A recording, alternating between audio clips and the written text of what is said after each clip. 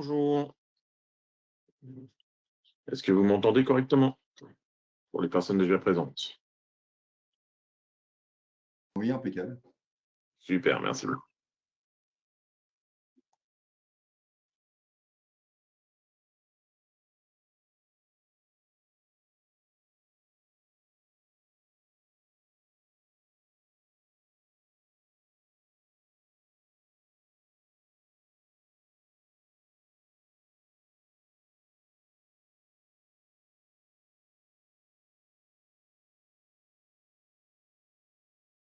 Vous voyez mon écran?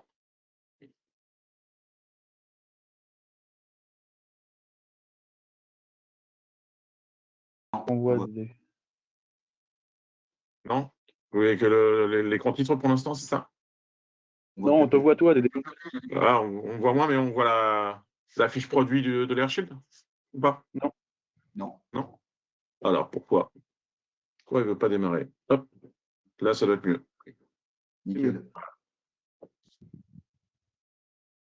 Allez, on attend encore 4 minutes, l'heure officielle, que les derniers arrivants arrivent, et on commence la petite présentation d'aujourd'hui.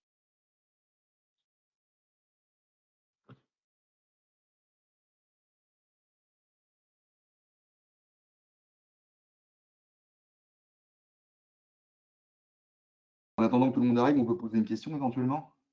Allez. Il y a un problème au niveau des contacts sur la centrale d'alarme. On ne peut pas désactiver la partie aimant. C'est très Sur embêtant quand les, on... Ouais, effectivement, sur les contacts de porte, c'est avant tout un contact de porte avec une entrée filaire, mais c'est vrai qu'on ne peut pas désactiver le côté ILS, aimant. Si on veut vraiment faire ça, il faut utiliser le transmetteur, l'ARM. Je ne sais pas si je l'ai là, mais tac, tac, tac. Non, je ne l'ai pas sur celui-ci. J'ai pas entendu. Sur les concurrents, on peut le faire sans problème, hein, que ce soit Risco Oui, ou... non, mais je sais bien, je dis pas que c'est bien ou pas bien, hein, je dis pas que les autres le font pas. Je dis Mhm. qu'aujourd'hui, sur notre DO, malheureusement, c'est pas désactivable.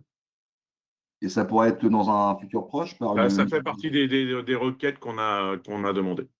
Maintenant, D'accord. je n'ai pas encore confirmation pour l'instant de dans quel délai. Il y a un nouveau détecteur qui est sorti. Je ne sais pas si sur celui-ci, ils l'ont déjà appliqué.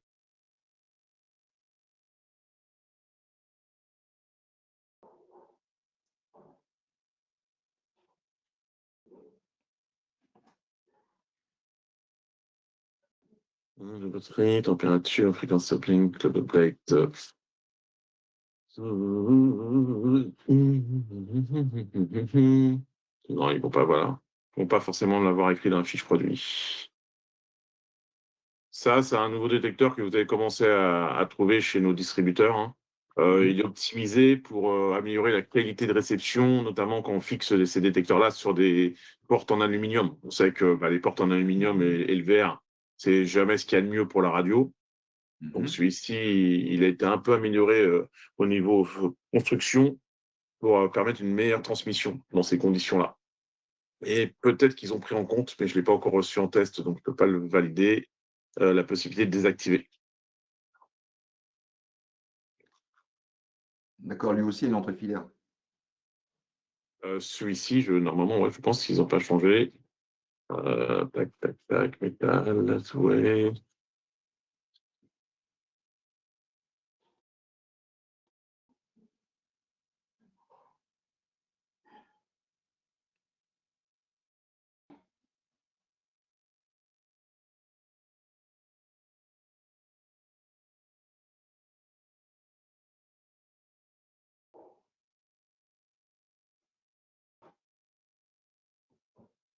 Ouais, il est entre filaire. Ok.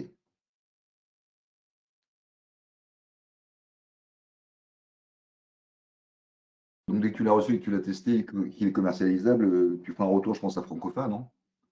Oui, normalement, oui, oui. De toute façon, aussitôt qu'on sort un produit, ainsi de suite, on donne les informations à nos distributeurs. Donc, ça, c'est pas un souci. N'hésite pas à me faire un petit email. Tu as mon email, normalement, qui est inscrit là, avec tes coordonnées, avec la question, que je le mette dans mes penses-bêtes et quand j'ai l'info, je te réponds. D'accord.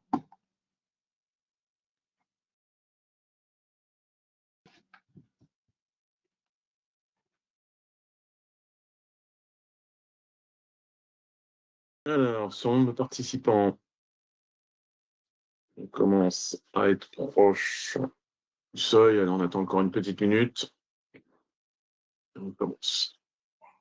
Contrairement à ce que pouvait laisser peut-être penser l'invitation qui a été faite sur LinkedIn, on ne va pas représenter toute la gamme alarme aujourd'hui. Hein, elle a déjà été présentée. Je peux refaire un petit rappel rapide sur l'AirShield. Là, ce qu'on va vous présenter aujourd'hui, c'est des fonctions supplémentaires et des accessoires supplémentaires qu'on va associer souvent à l'alarme que je vais vous présenter. D'accord. Après, s'il y a des questions autour de la gamme AirShield, en même temps, je pourrais répondre, il n'y a pas de souci. On l'a où ton adresse mail? Bah, je vais l'écrire dans le chat, je vais l'écrire. Hop, c'est didier.geobois@dawatech.com. Tu dois l'avoir maintenant dans le chat. Nickel. Et pareil, hein, en dessous du chat, vous avez documents à télécharger. Je vous ai déjà mis une grosse partie des documents que je vais présenter ce matin. Donc, si vous voulez télécharger, vous pouvez gagner un peu de temps. Sinon, normalement, on vous enverra un lien. Le service marketing a normalement envoie un lien après le webinaire avec les fichiers à télécharger. OK. Allez, on va commencer gentiment. Ça va faire venir les derniers. Donc, comme je le disais ce matin, hop, je vais couper la webcam parce que maintenant je parle, vous savez que je suis là. Donc, le but de ce matin, c'est de vous présenter les nouveaux accessoires qui viennent compléter un peu la gamme autour de l'alarme pour les besoins de tous les jours. La gamme AirShield, normalement, maintenant, vous commencez à la connaître tous. Donc, c'est une alarme sans fil. Hop, je vais directement aller à l'essentiel. C'est la gamme, hein.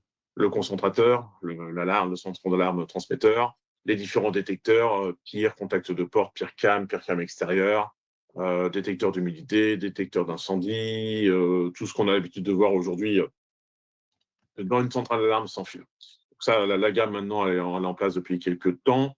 Tout est bien intégré chez les télésurveilleurs. Donc, normalement, vous allez commencer à faire des installations et on a des retours plutôt positifs sur les personnes qui testent la solution. Le point fort de AirShield, c'est d'avoir un produit DAWA, donc qui est intégré avec la solution complète DAWA. Donc, vous avez une seule application qui est le DMSS pour le client utilisateur, qui permet de gérer l'alarme, l'interphonie, le contrôle d'accès et bien entendu la vidéo.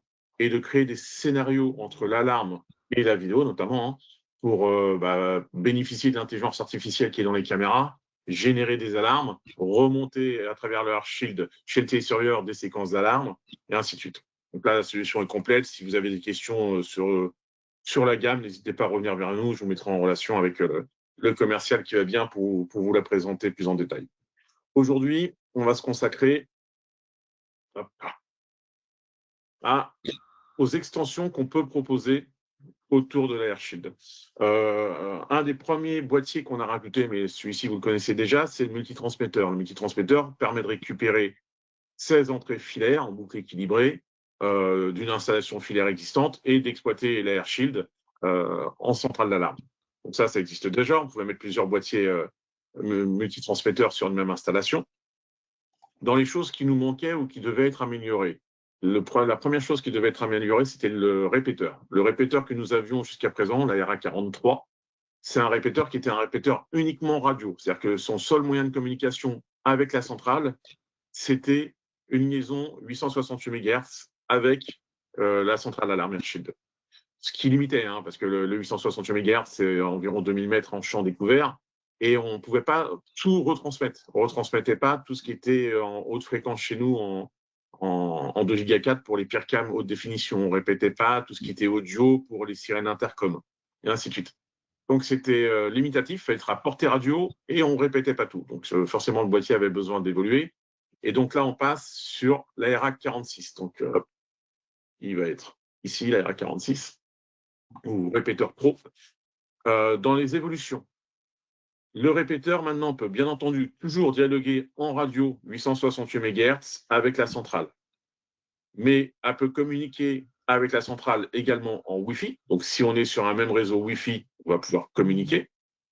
Et elle peut communiquer, dans le meilleur des cas, parce que je reste un ancien, en filaire. Donc, je vais être capable de mettre, par exemple, une centrale d'alarme dans un bâtiment A, de mettre un répéteur dans un bâtiment B séparé de plusieurs centaines de mètres, une liaison réseau entre ces deux bâtiments et mettre mes périphériques radio de détection, contact de porte, PIR-cam dans les différents bâtiments. Ça, avant, quand j'étais sur des distances un peu compliquées, j'étais obligé de prendre 2 centrales d'alarme et des fois 2 abonnements chez le télésurveilleur.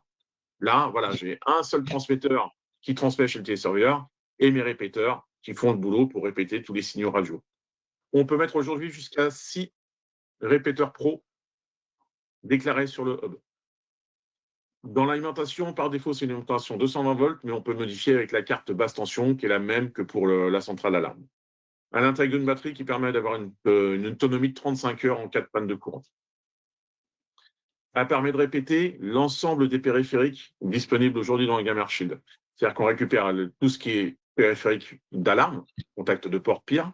On récupère les signaux de 2 Go 4 de nos PIR-cam haute définition en 2 millions de pixels. On récupère les PIR-cam 868 MHz extérieurs et les sirènes intercom. Donc là, aujourd'hui, vous n'avez plus aucune limitation. Vous prenez une centrale AirShield, vous mettez des répéteurs, vous pouvez faire quasiment tout type de site en termes de distance.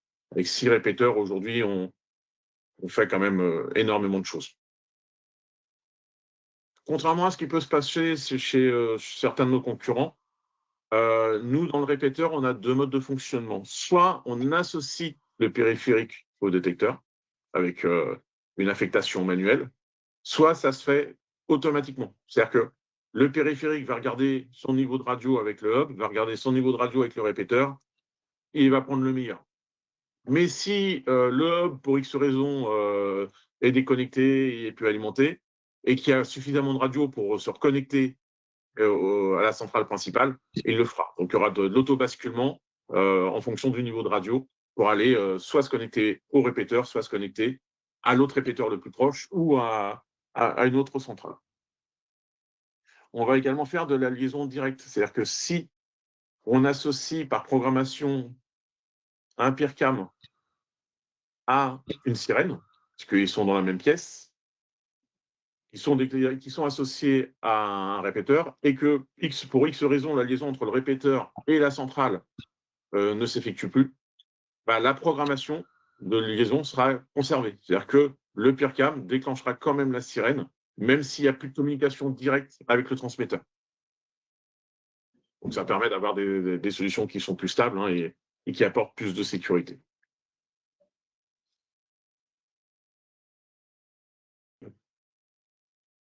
Si je vous montre rapidement.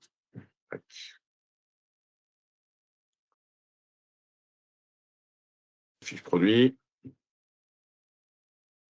Ça, c'est la référence complète. ARA 46-N-W2 en 868 MHz. Donc ça, c'est le produit que vous trouverez dans le réseau de distribution français. Il arrive gentiment chez les distributeurs. Hein. Ils ont reçu quelques pièces. Normalement, ils vont certainement recevoir sur la fin de l'année de manière plus significative. Donc, n'hésitez pas à les consulter si vous avez des besoins. Le produit doit répondre. Est-ce que vous avez des questions sur ce répéteur?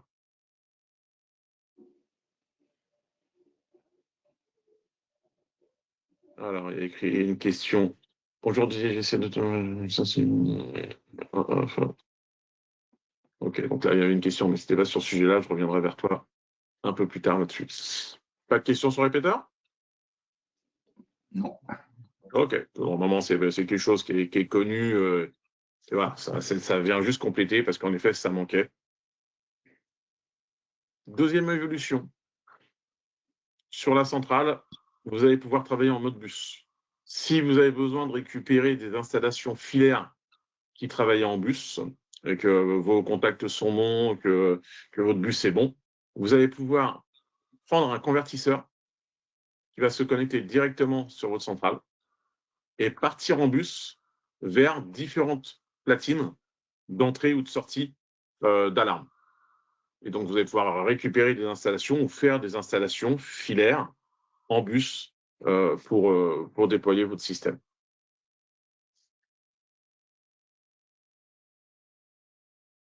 Un bus, Un tout petit peu. propriétaire. J'ai pas entendu. Un bus, c'est pas censé être propriétaire. Alors, le protocole de communication sur le bus est propriétaire. C'est pour ça que mon convertisseur fonctionne avec mes cartes d'entrée et mes cartes de sortie. Je ne vais pas être capable de récupérer des cartes entrée-sortie d'autres marques. C'est du RS485, c'est un protocole propriétaire. Par contre, au niveau câblage, on est sur du câblage en bus standard RS485.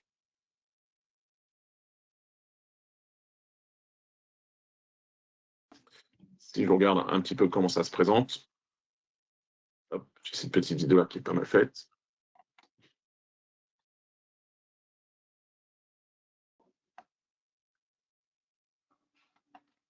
Donc ça, c'est nos cartes. Celle-ci, c'est la carte d'entrée, donc avec le boucle équilibré, pareil, l'entrée bus, l'entrée alimentation, les cartes 8 sorties.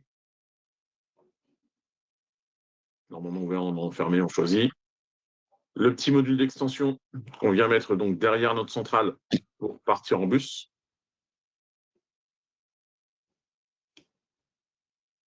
On va se connecter directement sur le port série de la centrale. On part vers les différents équipements du bus.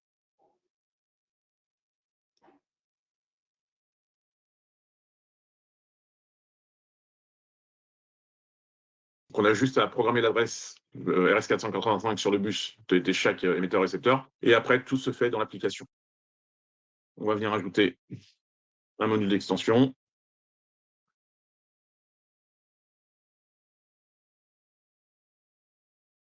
On va détecter les modules présents sur le bus et leurs adresses. Et là, on va pouvoir commencer à les configurer. Leur donner les noms, les boucles équilibrées, associer les zones, les groupes.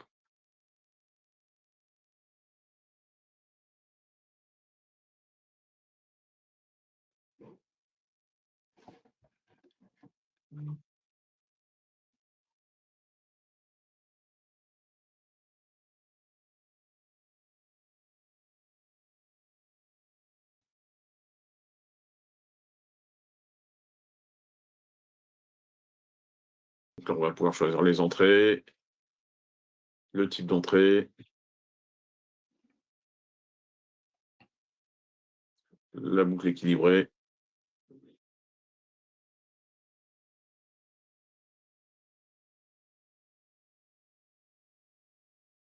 Vous voyez que la configuration est très simple. Hein. Et les différents modes de câblage que vous pouvez avoir en mode bus sur ces cartes-là, sachant que cette notion-là de boucle équilibrée, vous la retrouvez également sur le multitransmetteur.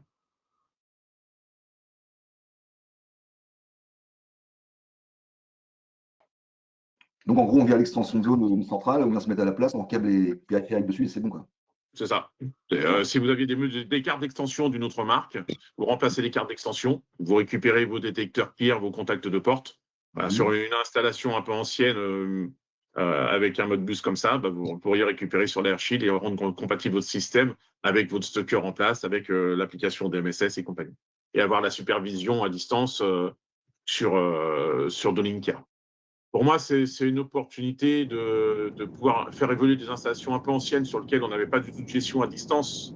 Parce que souvent, quand on était sur des modes bus comme ça, sur des vieilles centrales, on n'avait pas forcément de connexion Internet, on n'avait pas forcément de supervision. Ça permet de faire évoluer une installation assez facilement. Est-ce qu'on peut faire un mode bus étoile ou non? Je n'ai pas vu de mode bus étoile, on est vraiment en bus. D'accord. Après, c'est du RS485, donc dans l'absolu, si on fait attention à l'équilibrage de son bus, ça ne devrait pas poser un gros problème.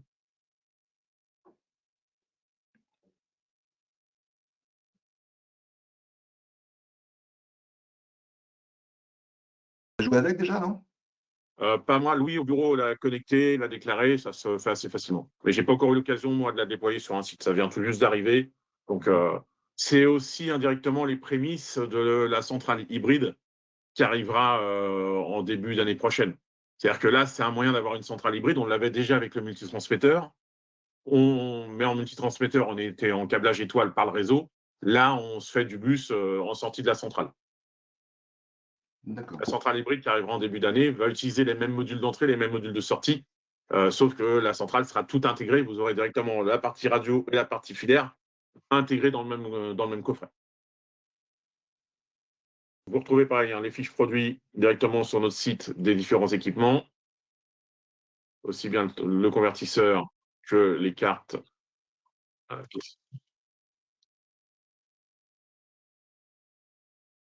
Que les cartes d'extension. Dans ces plaquettes-là, qui est vraiment liée aux extensions, vous retrouvez également le multitransmetteur avec ses 16 entrées d'alarme équilibrées, ses 4 sorties d'alarme pour aller vers des sirènes, les 2 sorties d'auto-alimentation pour délivrer des tensions d'alimentation à vos sirènes auto-alimentées ou alimenter un clavier en local ou alimenter d'autres choses. Donc voilà, ça vous fait vraiment tous les compléments qui permettent d'étendre, de transformer notre centrale Air Shield en une centrale hybride ou filaire selon ce que vous avez à faire avec.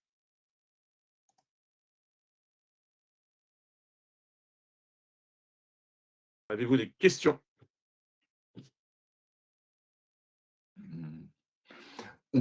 Si j'ai comment dire 2 cartes à mettre sur le bus, une derrière les autres, en fin de compte, j'ai une entrée in sur le bus et une sortie out. Comme sur sur les cartes, en fait, quand on est en bus RS405, c'est le même bornier qui sert d'entrée-sortie. On est en parallèle. Toutes les cartes sont en parallèle sur le bus. D'accord. C'est vraiment ce câblage-là. Hop. Donc, on n'a pas de notion comme ça en orbite à faire un double circuit, un talkie ring. Si jamais c'est le fil casse, il n'y a plus de liaison, quoi. Alors, tout à fait, ça c'est l'inconvénient du bus, c'est que si un des fils casse, je perds tout ce qui est derrière le fil qui est cassé. Là où en étoile, on est plus tranquille. J'essaie de regarder, je crois qu'il y avait un petit schéma. Voilà. Le schéma, c'est vraiment celui-ci. D'accord. En 3 fils. Une paire, il y a une paire pour la 485 et une paire pour l'alimentation de zone. Le module convertisseur doit être alimenté en 12 volts. J'ai pas entendu, excusez-moi. Le module convertisseur. Le module convertisseur doit-il être alimenté en 12 volts? Voilà, celui-là. Non, lui, il est alimenté directement par de mémoire, il est alimenté directement par la centrale. Tac, tac, tac, ouais, il n'y a pas de. Il est alimenté directement par le 232 du hub. D'accord. C'est juste vos modules qui doivent être en distance. La norme RS 485, normalement, c'est 2000 mètres, mais je crois qu'on avait annoncé un peu plus court. Hop, je vais la voir. Je vais la voir sur cette datasheet-là.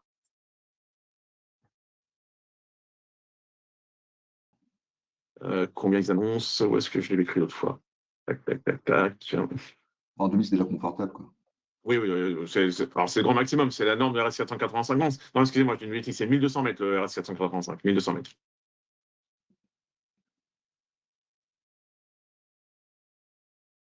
Et je crois que nous, à un moment sur une fiche, j'ai écrit annoncé 800 mètres. Donc, ils se mettent une petite marge de sécurité pour. Mais la norme RS 485, c'est 1200 mètres. D'accord. Okay. Donc, sur le multitransmetteur, pareil, normalement, pas trop de questions. Voilà, ça, c'était la première partie. C'était vraiment comment exploiter encore mieux l'AirShield et étendre ces systèmes ou récupérer des systèmes existants avec l'AirShield. La deuxième partie de la présentation, c'est sur le nouvel écran, le contrôle panel, le Smart Control Panel, qui est le SCP, la gamme SCP. Pour certains d'entre vous, vous avez déjà essayé d'utiliser notre centrale d'alarme avec les claviers qui sont liés à l'interphonie, les VTH. Donc, on a certains VTH qui sont sur Android, sur lesquels on pouvait mettre un firmware qui permettait de piloter un peu la centrale d'alarme. Mais tout n'était pas intégré à 100%. Par exemple, la gestion des mots de passe, c'était le mot de passe du VTH qui était utilisé pour armer ou désarmer. Ce n'était pas le mot de passe qu'on avait programmé dans la centrale. Donc, on ne pouvait pas taguer réellement les utilisateurs qui avaient armé ou désarmé. Alors, il y a des petits points de détail qui n'étaient pas encore aboutis, c'était une première étape. Le SCP, lui, intègre nativement, ce n'est pas un firmware spécial, c'est vraiment la fonction de base, la centrale d'alarme AirShield. Et vous allez, via une interface web, pouvoir contrôler avec votre écran l'interphonie, la vidéo, faire une multivision, Si vous avez des caméras motorisées, potentiellement piloter le PTZ directement de l'écran. Bien entendu, associer le système AirShield directement dedans. Donc, le clavier se présente comme ça, pas l'écran se présente comme ça. Voilà, je vais essayer d'aller un visuel un peu plus sympa. Voilà. Dans la gamme, il y a différents types d'écrans. Nous, ce qui nous intéressait, parce que c'est une évolution aussi sur notre partie interphonie, c'est qu'on a rajouté la boucle auditive. Donc, ça permet d'être conforme aux normes PMR. Il y aura un webinaire, je ne sais plus si c'est celui de la semaine prochaine ou dans 15 jours, pour vous présenter l'interphone, le VTO et l'écran pour la boucle auditive et avoir l'ensemble des fonctionnalités. Donc, l'écran se présente comme ça, soit avec des boutons physiques de raccourci. Quand on est sur la norme PMR, on a des boutons physiques, parce que la personne qui est non-voyante a du mal à se servir d'un écran tactile, ce qui est normal. Donc, il a des boutons de raccourci pour pouvoir décrocher, ouvrir la porte, dialoguer avec l'interphone, et la boucle auditive pour pouvoir bénéficier des aides et des assistances. Et sinon, on a un modèle avec une webcam à la place de la boucle auditive, ou sinon des modèles plus simples. Je vais vous montrer. Ça tourne sous Android 14. Ce qui est intéressant sur cet écran-là, c'est qu'on peut être connecté en RJ45, en interface de fil de nos interphones, en Wi-Fi. Il y a du Bluetooth, on verra plus tard pourquoi. Il y a du Zigbee pour éventuellement connecter des interfaces Zigbee. Et il y a surtout du subjet, donc le 868 MHz de chez Dahua avec les AirShield, pour directement récupérer également soit la centrale d'alarme, soit des périphériques de la centrale d'alarme. J'ai besoin d'avoir une information sur une porte qui s'ouvre, je prends un DO de la gamme AirShield et je l'ajoute directement à l'écran. Je n'ai pas besoin éventuellement de centrale si c'est juste une notification en interne pour ça.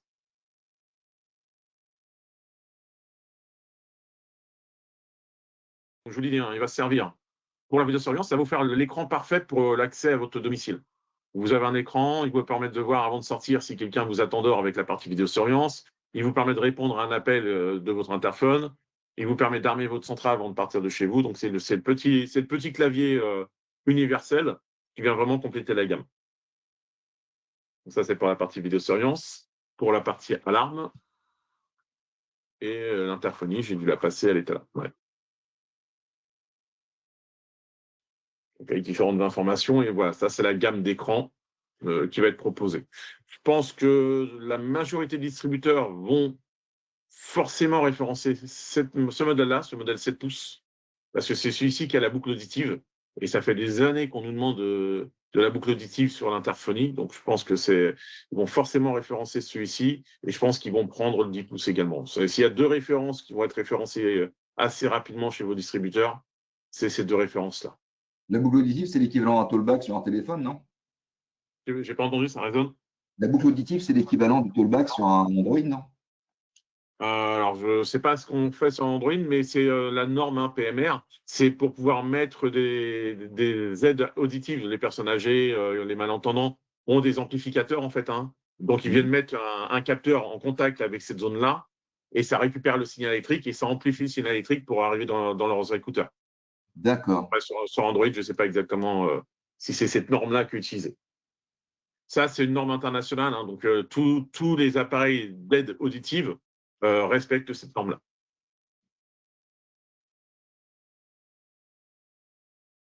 Alors, pour vous montrer un petit peu plus ce que ça fait, moi, la partie qui m'intéresse le plus aujourd'hui, quand même, c'est l'utilisation avec la centrale AirShield. C'est-à-dire que ça vient compléter l'offre autour de la solution AirShield, de notre alarme.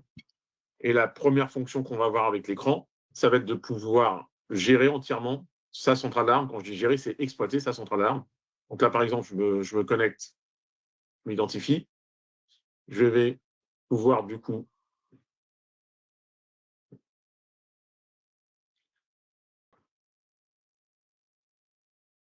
arriver sur mon panneau qui résume l'ensemble de ma centrale d'alarme avec mes différents groupes, mes différentes zones. Donc là, je retrouve les différentes zones de ma centrale, c'est celles qui sont déclarées directement dans mon AirShield.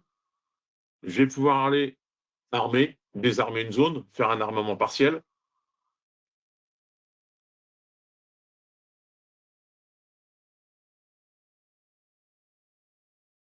Et là, le mot de passe que j'utilise, ce n'est pas le mot de passe de l'écran. C'est vraiment le mot de passe qui a été dédié à Didier Diobois dans la centrale AirShield avec l'application de Linker ou avec l'application d'MSS. C'est les différents utilisateurs. C'est le mot de passe utilisateur de la centrale. Ce n'est pas le mot de passe de l'écran, contrairement à ce qu'on faisait précédemment.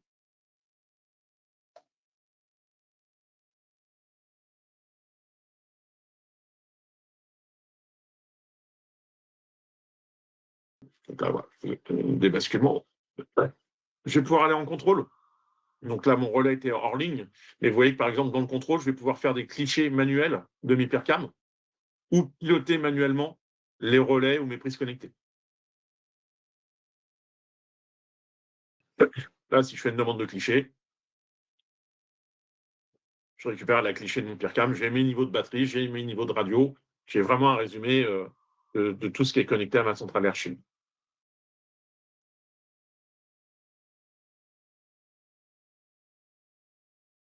Je vais avoir accès à la liste des appareils, de tous les appareils connectés à mon AirShield, également les caméras IP qui sont associées à ma caméra AirShield. Donc là, on voit le détecteur de fumée, on voit le détecteur d'inondation, les contacts de porte, les sirènes intérieures, les sirènes extérieures, les niveaux de batterie. On voit que la porte est ouverte et on voit que la batterie sera bientôt à remplacer, et ainsi de suite. On peut aller dans le détail. Alors, on peut vérifier les versions de firmware, ainsi de suite. Donc, voilà, c'est une solution complète intégrée. Excusez-moi. Sur l'écran d'accueil, on va pouvoir avoir la gestion de l'interphone, la gestion des caméras IP, la gestion des rappels vers un poste de sécurité.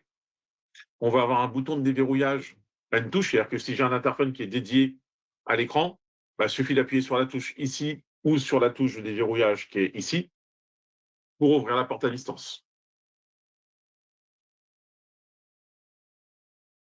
Je vous l'ai dit, il y a plusieurs fonctionnalités. On va pouvoir faire du picture-in-picture.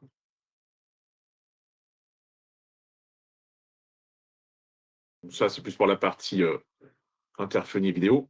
J'ai un interphone, je vais chercher l'interphone. Je peux ajouter la caméra qui est associée à l'interphone. Donc, j'ai à la fois la vue de l'interphone et à la fois la vue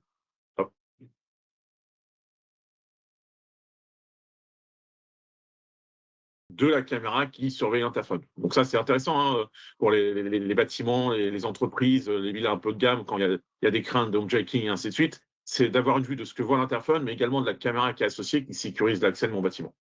C'est ce qu'on fait déjà un peu avec le portier, quoi. On le faisait déjà un petit peu, on n'avait pas ces fonctions picture-in-picture. On pouvait passer d'une caméra à une autre, là, on est capable d'avoir les deux. On va voir qu'on est capable de faire aussi, avec cet écran-là, de la multivision. Là où avant, j'étais limité à une caméra, aujourd'hui, je vais être capable d'aller afficher un multi-écran et d'aller chercher plusieurs caméras simultanément.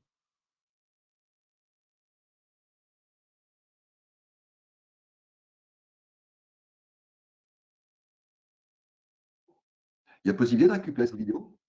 Oui, bien sûr. Pensez à me faire un petit mail, ainsi de suite, je vous les envoie, c'est pas un souci. D'accord. Je vous fais un Dropbox. Je vais avoir possibilité de contrôler une caméra PTZ. On a dans la gamme articulée, on va dire, toute la gamme Wi-Fi, de plus en plus de caméras PT, des petites caméras qu'on peut motoriser, axe gauche-droite au bas. Ben voilà, piloter une caméra directement de l'écran pour la positionner au bon endroit sur sa maison, ça peut être intéressant, sans avoir besoin de sortir son DMSS, qu'on n'a pas forcément sur soi tout de suite, ainsi de suite.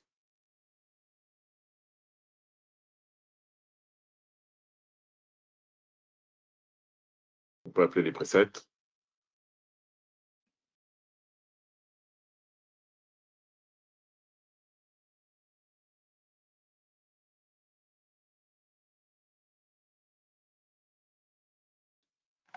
Donc, si je résume, si j'ai un client, comment dire, qui a un DVR, qui a une alarme AirShield, qui a un portier, je peux acheter cet écran-là, je le connecte en Ethernet ou en Wi-Fi et je le déclare sur le système et je reprends tout. C'est ça? C'est ça. Ouais. C'est pas, comme je dis, c'est pas un écran de supervision. C'est-à-dire, c'est pas ça qui va m'afficher les caméras 24 heures sur 24. C'est l'écran à la sortie de ma villa, à la sortie de mon entreprise, qui va me permettre d'avoir une vision de la vidéo, de répondre à mes interphones, et ainsi de suite. C'est pour une interrogation ponctuelle. J'ai pas entendu. C'est pour une interrogation ponctuelle. C'est pour de l'interrogation ponctuelle, c'est ce que je veux dire. Ouais. Alors, pour la vidéo, par exemple, je crois qu'on peut remonter à 300 secondes de mémoire. Donc, ça fait 5 minutes. C'est déjà bien, mais c'est pas fait pour faire dire je veux afficher mes caméras 24/24 dans mon bureau. C'est pas son utilisation propre. Là, vous voyez, par exemple, pour les boutons physiques, ce sont des boutons qui sont configurables et on va pouvoir déplacer l'ordre des boutons. Je vous disais tout à l'heure, c'est essentiellement destiné aux personnes qui sont malvoyantes. Bah, la personne qui est malvoyante a veut le bouton décrocher son interphone pour pouvoir dire qui est devant ma porte et a veut le bouton ouvrir la porte à distance pour pouvoir laisser la personne rentrer. Mais c'est au toucher qu'il va savoir. Donc, il sait que le bouton en haut à gauche, c'est décrocher. Le bouton en bas à droite, c'est ouvrir la porte. Donc, on va pouvoir configurer les boutons directement. Il s'est livré avec 6 boutons, je crois, de tête, avec les fonctions usuelles. Et là, dans le menu, je vais pouvoir choisir la fonction que je vais vouloir infecter. Bah, vous voyez, là, vous avez. Donc, c'est répondre à un appel, débloquer la porte, afficher l'image, ne pas déranger, ouvrir la deuxième porte, appeler le centre global d'appel, hein, c'est dans une entreprise, renvoyer vers le standard plus ou moins, ou appeler un ascenseur. Ça, c'est encore une autre utilisation. Donc ça, c'est entièrement paramétrable.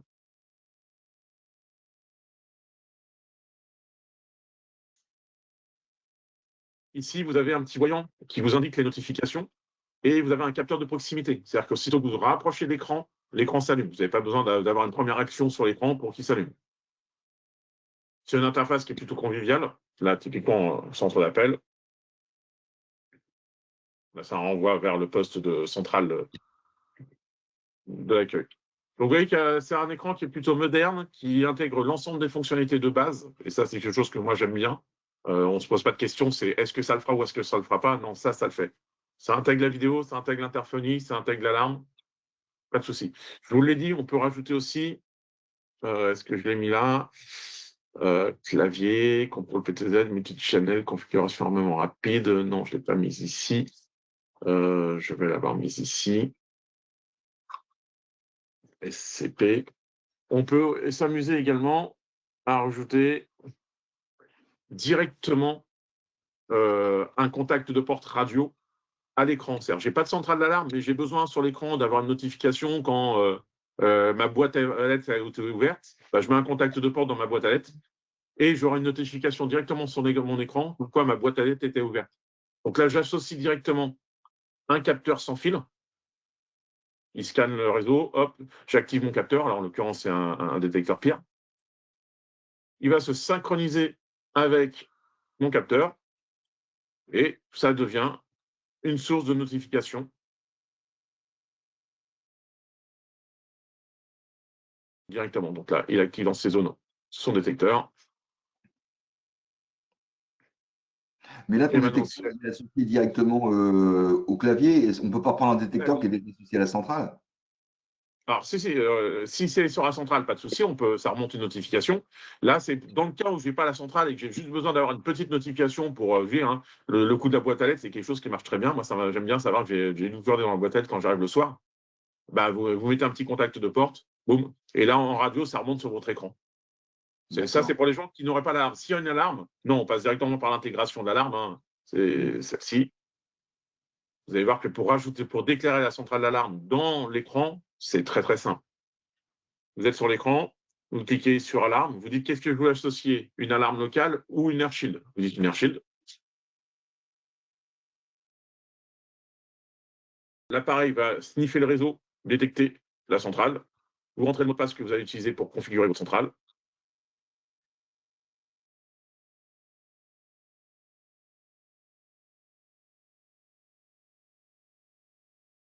Votre centrale est chargée, il récupère les différents groupes et c'est fini. Vous pouvez faire un armement global, un désarmement global ou un armement groupe par groupe.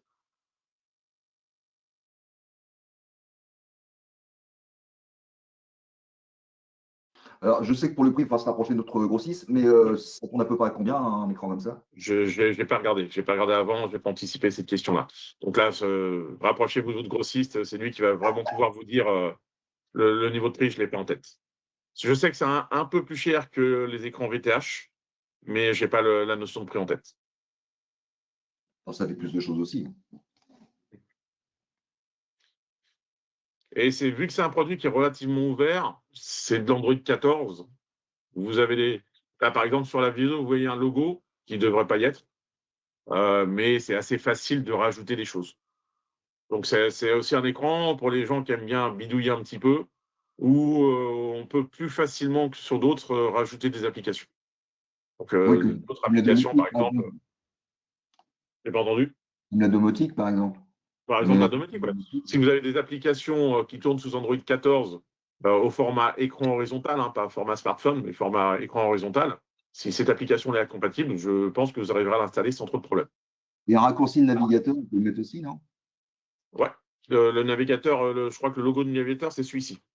Par défaut, il y a un navigateur intégré. Hein, vous pouvez utiliser un navigateur qui est déjà installé. Et de mémoire, c'est celui-ci. D'accord. Donc ça, c'est pareil. Ça vient compléter l'offre autour de la centrale AirShield. Ça marche plutôt très bien. À chaque coup qu'on le présente, l'interface plaît, conviviale. Donc, c'est à essayer si vous n'avez pas encore eu l'occasion de l'essayer. Allez, le dernier petit point pour aujourd'hui, c'est une petite sonnette. On a déjà dans la gamme de Dahua, hein, moi, quand je fais une centrale d'alarme et que je vends un NVR pour un particulier, je vais certainement aller vendre un interphone. Donc, je vais par exemple aller chercher cet interphone-là que j'aime bien, le hétéro. Il est où? Il n'est pas là.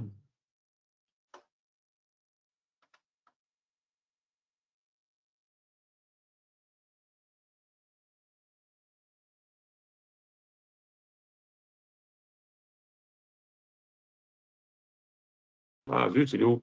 Produit intercom, vidéo intercom. Non, c'est IP Series. C'est Series.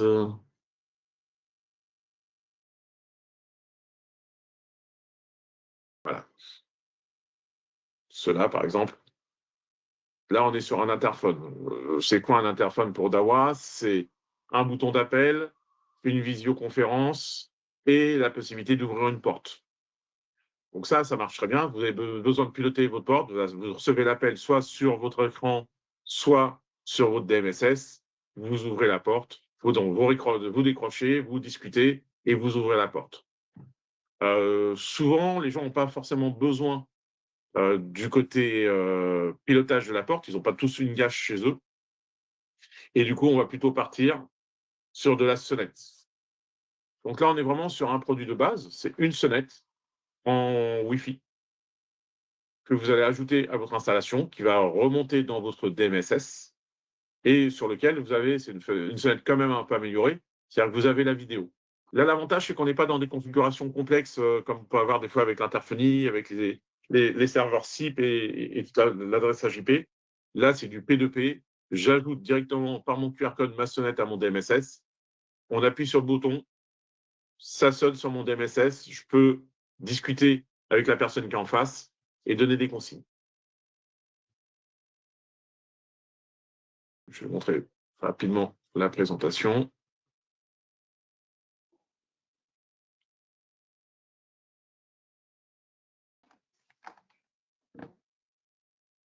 Donc, elle existe en blanc ou en noir.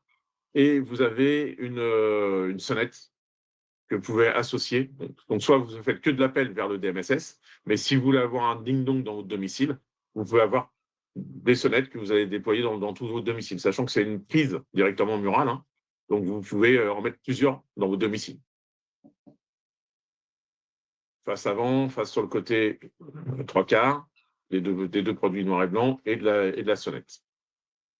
Tout est en Wi-Fi. On propose des supports inclinés, aussi bien horizontal que vertical. Donc, si je veux mettre la sonnette un peu haute et qu'elle pointe un peu vers le bas, je vais prendre ce support-là. Sinon, si je veux mettre contre le montant de ma porte et qu'elle regarde un peu plus vers la rue, je vais pouvoir l'incliner avec ce support-là. On propose aussi une casquette en accessoire, une petite casquette qui peut protéger un peu des ruissellements d'eau. Ça évite toujours de salir le produit trop rapidement. On est quoi là, en IP55, 44, on est comment? Je ne l'ai plus en tête, on va regarder. On est en extérieur, c'est sûr. Tac. Ouais, dans quelle catégorie celle-là?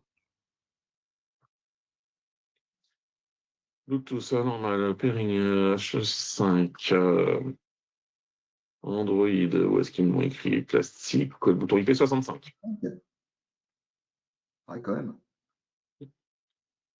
Non, ça fait une sonnette, c'est normalement en extérieur. Donc, voilà. Ce que j'ai trouvé sympa, quand je l'ai testé vite fait, ici, vous voyez, je ne sais pas si vous voyez mon curseur, en dessous de la sonnette, là, il y a le petit haut-parleur, et ici, vous avez un petit rectangle noir. En fait, ça, c'est une LED blanche.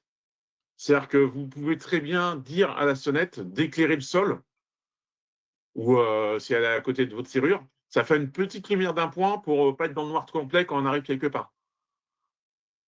Mais elle s'alimente comment cette sonnette avec du 12 volts? Elle est alimentée en USB, connecteur type C, ou en 12 volts, 12-24 volts. Donc, si j'ai une sonnette existante, que j'ai les deux fils qui arrivent de ma sonnette, je peux très bien récupérer ces deux fils-là pour l'alimenter. À savoir qu'il y a un modèle qui va arriver. Là, celui-ci est déjà disponible en commande. Il y a un autre modèle qui va arriver qui sera avec batterie. Il y aura tout début d'année prochaine, vous aurez ce modèle-là avec BTR à la fin. C'est parce qu'il intègre une batterie. Et lui, je ne sais plus quelle capacité avait la batterie. J'ai regardé ça vite fait l'autre fois. Tac, tac, tac, tac. USB 5 et la batterie, elle est écrite où? Ah, ils vont dégager vite fait les batteries quand même là-dessus, non? Ici, on est sur du 10 000 mAh. Bah, la vidéo ne fonctionne pas en permanence, c'est que de la vidéo qui tourne que sur appel. Donc, quand il n'y a pas d'appel, ça ne consomme pas énormément. On n'est pas sur un côté. Nous, par exemple, les portiers vidéo, les gens les utilisent souvent pour faire un retour vidéo et enregistrer l'image 24 heures sur 24. Là, ce n'est pas le cas. On est vraiment sur de la sonnette. On est sur un appui, ça fait un appel. On n'a pas tant de visiteurs que ça. En tout cas, chez du particulier, ça ne sonne pas tous les jours à nos portes, à part le jour d'Halloween. Voilà, normalement, vous aurez quand même une bonne autonomie. Avec 10 000 mAh, je pense que vous tiendra un petit moment. Mais pour le modèle qui nous intéresse aujourd'hui, c'est effectivement type C ou PowerPoint. Ce qui est bien, ce que j'ai vu sur la tension d'alimentation, c'est qu'on n'est pas sur un pur 12 volts, parce que vous voyez, on peut être USB 5 volts ou du 10-24 volts DC ou du 14-24 volts AC, 1 ampère. Donc, on peut s'adapter à beaucoup de choses qui traînent dans le bâtiment. Quand on récupère des câblages de sonnettes existantes, le petit deux fils de la sonnette va bien pour alimenter ce type d'interphone et remplacer une sonnette basique par une sonnette vidéophone. Après, faites attention, il faut que la sonnette soit à portée du Wi-Fi pour bénéficier de la partie, la partie communication.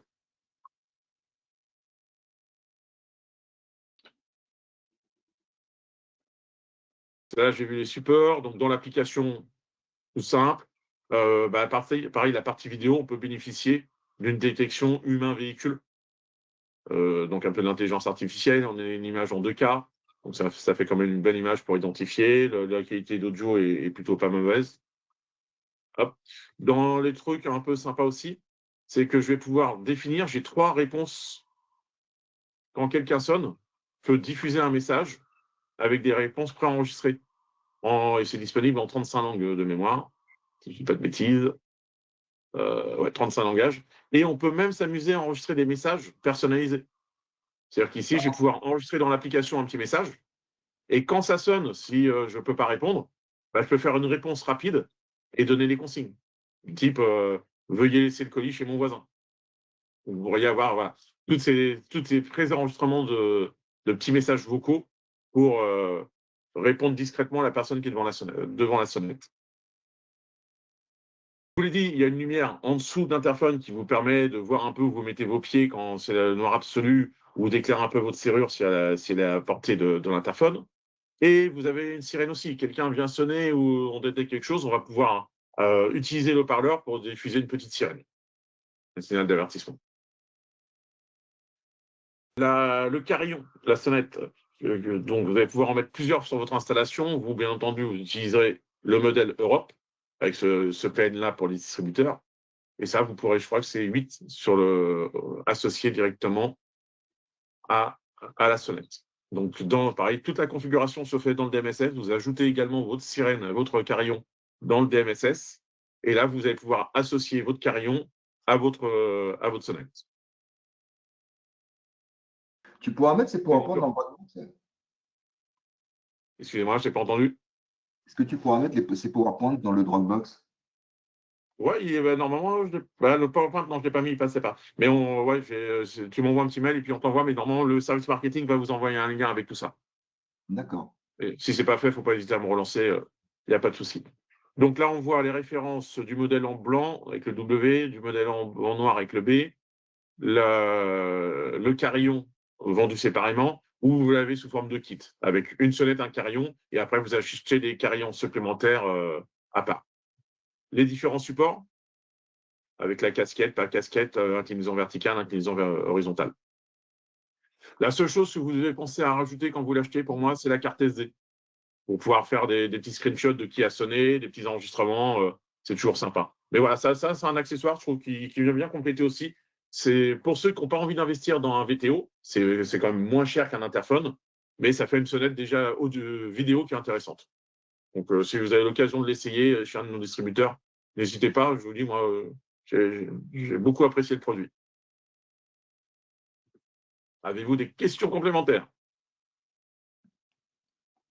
Bah, non. Non, tout a été clair à peu près. Je n'ai pas dit trop de bêtises pour une fois, j'ai essayé. Tac, tac, tac. Il y a le bonsoir, il y a une question là. Oui. Ok. Avec les sonnettes, l'écran, est-ce que les écrans sont actuellement disponibles en production, mais c'est juste la gamme qui a été lancée? Alors, les SCP, nous, aujourd'hui, ils sont disponibles en commande ouverte par nos distributeurs. Donc, certains de nos distributeurs en ont commandé et je sais que j'ai déjà certains clients qui ont été livrés de leur écran. Alors, ce n'est pas des grosses quantités pour l'instant parce que les distributeurs ne vont pas mettre des grosses quantités en stock tant qu'il n'y a pas une demande plus importante. Hein. Tant qu'on n'avait pas fait la présentation, ils n'avaient pas de demande, donc ils n'en ont pas commandé énormément. Mais normalement, la majorité de nos distributeurs vont l'avoir. Ça va être un produit très courant chez nous. Alors, je pense qu'il y a plus de chances qu'on pousse la gamme SCP couramment, même en lieu et place du VTH à terme. Il a plus de possibilités, c'est intéressant. Il est un peu plus cher, donc on gardera du VTH pour avoir le côté prix, mais aussitôt qu'on va vouloir faire des systèmes où on va mixer la vidéo, l'alarme et le contrôle d'accès, pourquoi pas, ça sera plutôt sur du SCP à terme. Ok, très bien compris. Ce qui est bien, c'est qu'on peut le rajouter, on n'a pas besoin de changer ce qui existe. Juste quelque chose, parce que j'aime bien être précis là-dessus.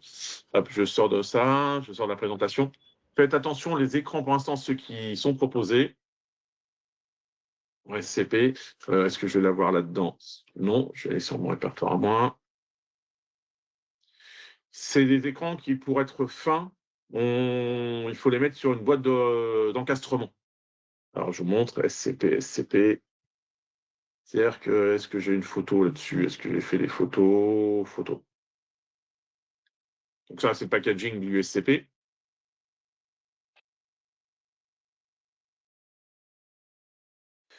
Mais il y a, est-ce que j'ai vu une transversale? Non, il y a moins de dimension. Vous voyez qu'ici, à l'arrière, ça va dans un bloc d'encastrement électrique. Mais ce n'est pas les blocs ronds qu'on a l'habitude en Europe, c'est les blocs carrés. D'accord? Donc ça, ce n'est pas forcément quelque chose que vous avez tous dans vos voitures quand vous faites une installation. Donc, on a fait le choix directement de vous livrer avec l'écran 2 boîtes d'encastrement. Une boîte d'encastrement plaque-au-plâtre, une boîte d'encastrement scellée. Donc, les boîtes, elles sont de ce type-là. Hein, c'est de la boîte carrée de 75. C'est un standard aussi. Hop, photo. Donc, on vous livre la boîte d'encastrement qui va bien pour le mettre en placo ou pour le mettre en scellé. Il y aura un modèle SAI qui arrivera Q1 l'année prochaine, je pense. Il sera certainement un chouïa plus épais du coup, mais qui pourrait être monté en SAI sans avoir besoin d'une boîte de raccordement derrière. C'est juste le petit détail auquel il faut faire attention parce que voilà, si vous ne l'avez pas prévu, c'est toujours gênant.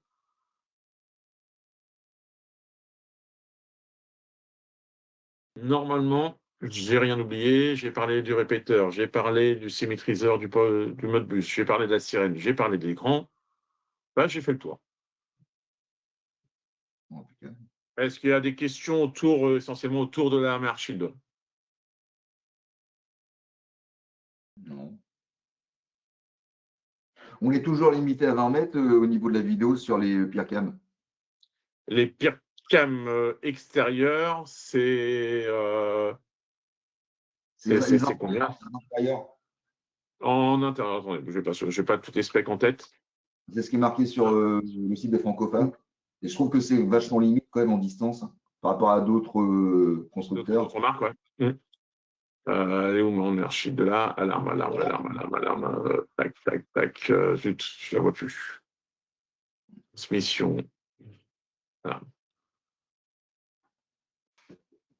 Donc sur la pire cam, hein, on dit. Ouais, la pire cam intérieure, ouais. C'est marqué sur le site de Francophone, attention, maximum 20 mètres.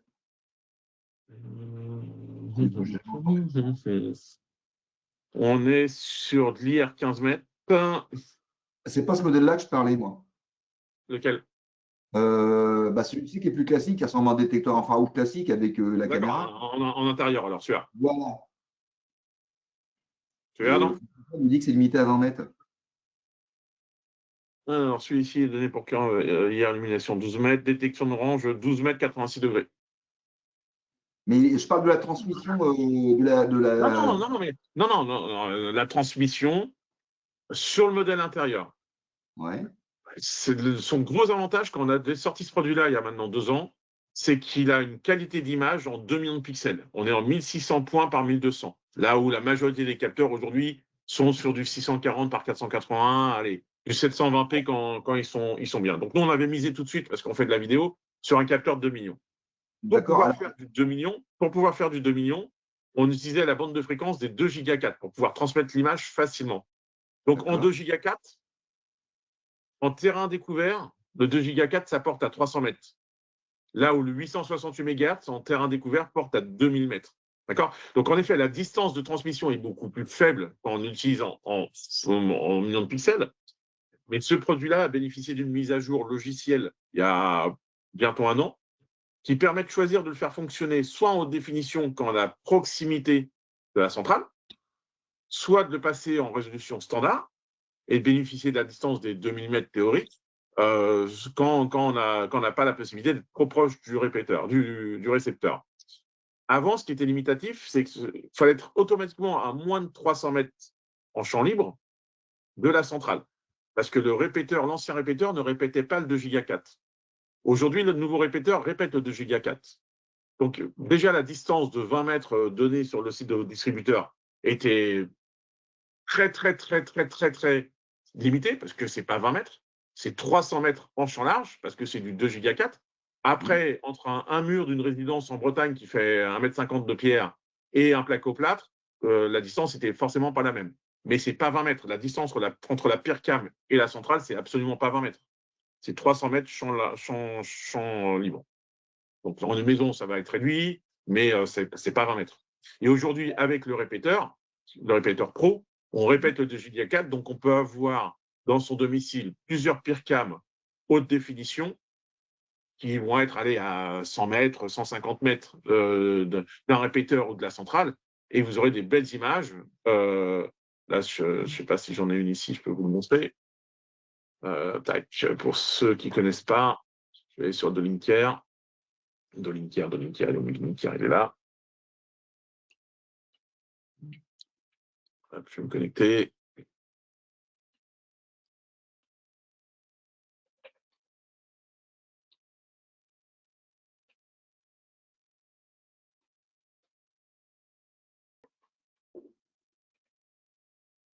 Je vais aller sur ma centrale. Périphérique, liste des périphériques. Et je vais aller chercher ma PIRCam intérieure qui est où? Elle est là. Je vais faire une demande de cliché.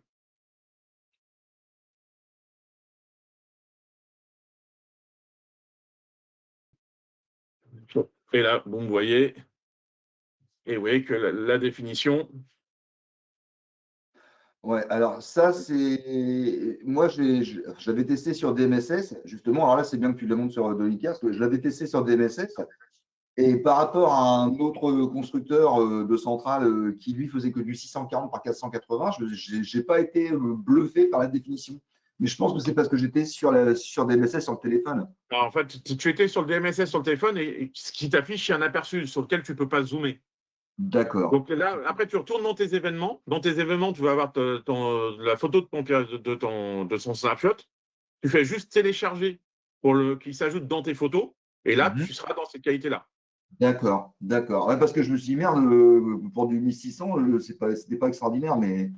Non, non, savoir non. si- Là, si je fais enregistrer l'image chou, bureau, hop, tac, propriété. Allez. Détail. 1600 par 1200.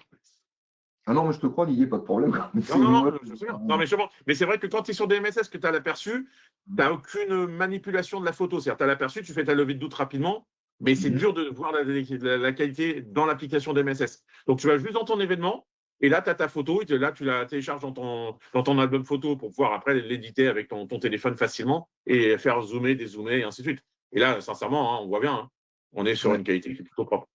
On voit que tu es un gros geek et que tu as un Quest 3, quoi. Ouais. J'ai un peu de fouillis dans mon bureau. Mais ça va encore. J'avais une dernière question, bon, qui n'a pas grand-chose à voir avec. Si, parce qu'on parle de la centrale. Moi, la centrale, quand je l'ai eu, j'ai joué avec, j'ai installé sur DMSS, directement sur mon application. Je l'ai trouvé hyper convivial. J'ai pratiquement pas eu de questions à poser dessus, tellement tout était clair. Et on m'a dit, oui, mais attends, ton installateur, il faut que tu l'installes sur Dolinker. Donc, j'ai créé un compte sur Dolinker, j'installe sur Dolinker. Et par contre, alors, je ne comprends pas pourquoi, pourtant, j'étais avec la dernière fois. Oui, j'y ai accès comme toi sur Dolinker, mais je suis obligé à chaque fois de déléguer de DMSS vers Dolinker. Et quand la délégation est finie, la centrale n'est même plus vue sur le site. Il marque centrale 0 sur Dolinker. Je ne comprends pas pourquoi. Est-ce que tu as une procédure, quelque chose d'un peu plus concret? Est-ce que tu fais quelque chose? Typiquement, là, tu vois, moi, ma centrale, tu vois que je l'ai prêtée. Et tu vois, j'ai encore un délai de 2 jours. Le Dolinker, c'est l'outil qui doit être utilisé par l'intégrateur, par l'installateur. Le DMSS, c'est l'outil qui doit être utilisé par l'utilisateur. Pendant des années, pour les clients d'Awa, c'est le DMSS qui faisait tout.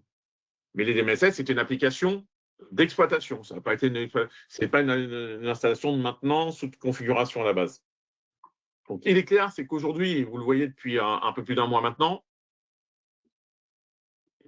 à partir du moment où on va passer par le cloud, il faut créer un compte dans le DMSS et on s'affecte le produit. Ça, c'est pour respecter les normes RGPD, toute la cybersécurité qui va bien aujourd'hui. Donc, en effet, une fois que l'appareil est associé à un compte DMSS, l'appareil appartient au propriétaire de ce compte et c'est lui qui choisit ce qu'il fait de son produit, à qui il le confie pas, est-ce qu'il monte les surveillances ou pas. Donc, on prend un exemple, un utilisateur final ajoute à son DMSS une AirShield. Il va pouvoir te la déléguer, c'est-à-dire te la confier pour que tu fasses la maintenance dessus, que ce soit toi qui monitore les niveaux de batterie et compagnie. Ça, quand il va te la déléguer comme ça, il va te la déléguer pour un temps donné. C'est lui qui le définit. Le temps maximum, c'est 1825 jours, ce qui représente 5 ans. Quand il te la délègue, il te délègue que la supervision technique de l'appareil. Et après, il va avoir une deuxième option, c'est de dire, en plus, je l'autorise à prendre, par exemple, des clichés de PeerCam. Et ça, c'est pareil, c'est pendant un temps défini. Par défaut, je crois que c'est 30 jours qui est proposé, et on peut choisir de mettre aussi 1825 jours. Donc ça, c'est dans le cas où le client est le propriétaire et il te la délègue. Dans le cas contraire, c'est toi qui fais l'installation, tu ajoutes l'appareil à ton DMSS. Non, tu ajoutes l'appareil à ton Dolinker, excuse-moi. Une fois que tu as fait ta programmation, tu vas livrer l'appareil. Dans le mode de livraison, il y a 2 méthodes possibles. Il y a la livraison. Je prends souvent la comparaison avec une concession automobile. Quand tu vas chercher ta bagnole dans la concessionnaire automobile, il te la livre, il te donne les clés, il te donne la carte grise. La voiture t'appartient, elle n'appartient plus à la concession. Ça n'empêche que de temps en temps, tu vas ramener la voiture en concession pour faire la maintenance. Ben ça sera à toi. Tu livres l'appareil à ton client et de temps en temps, il va te déléguer pour que tu fasses la maintenance dessus. c'est pas forcément le mode de fonctionnement qui convient le plus aux habitudes qu'on a prises depuis des années. Donc, Alors, nous, ce qu'on propose, c'est de faire le prêt. C'est-à-dire que toi, tu conserves, entre guillemets, pas la propriété, parce que physiquement, c'est à ton client, mais la propriété de configuration. Tu prêtes l'exploitation au client, qui lui va pouvoir partager la centrale d'alarme à sa femme, à son gosse et compagnie, mais tu gardes le contrôle. Et ça, tu peux le faire en mode de longue durée. Et du coup, tu n'as plus cette histoire de 2 jours ou de 5 jours ou de 30 jours. Tu gardes le truc en permanence. eh ben, ça, c'est exactement ce que je veux faire. Mais là, tout de suite, j'avais un peu galéré. Au début, ça me marquait centrale déléguée. Donc, je voyais que je l'avais dans Dolinker, mais je ne pouvais plus rien faire dessus. Et donc, Une fois qu'elle était déléguée, tu la voyais physiquement dans l'Unger, mais tu n'avais plus la main. Hein, par exemple, ça, tu ne pouvais plus le faire. c'est ça. Tu avais juste l'état en ligne et c'est tout. Et dans le DMSS, ton client, lui, il pouvait tout faire de son DMSS, ajouter un périphérique, supprimer un périphérique et compagnie. Et il pouvait choisir de te la déléguer pour que tu puisses récupérer la main sur un temps donné.